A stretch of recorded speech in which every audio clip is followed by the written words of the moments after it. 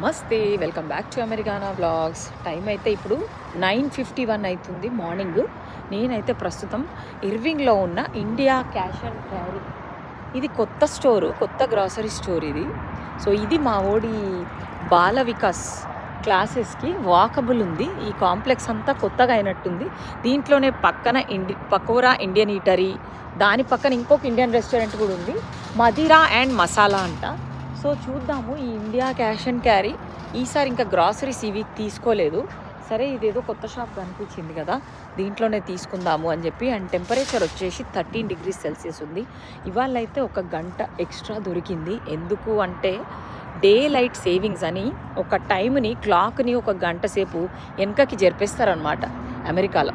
అది చాలా దీని మీద అంటే ఈ డే లైట్ సేవింగ్స్ అనేది కంప్లీట్గా తీసేసేయాలి అని డిబేట్ నడుస్తుండే, చర్చ నడుస్తుండే, కానీ అది ఇంకా ఈ ఇయర్ అయితే మనకి ఇంకా అమల్లోకి రాలేదు.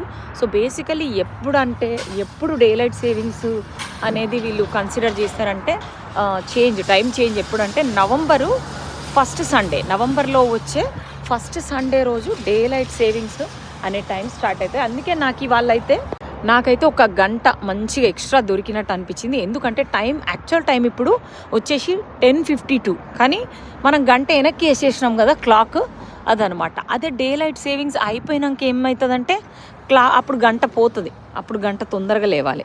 ఈరోజు గంట లేటుగా లేవడానికి వచ్చింది కదా, అప్పుడు గంట తొందరగా లేవాల్సి వస్తుంది. చూడండి ఓమా చెట్టు నా ఫేవరెట్, మీకు తెలుసు.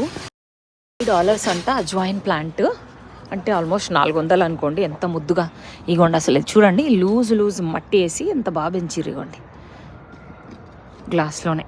చల్లగాలి అయితే బాగానే ఉంది బయట, 13 degrees కాబట్టి. ఈరోజు స్టార్ట్ అయినప్పుడు 5 degrees Celsiusతో స్టార్ట్ అయింది డే మాత్రము.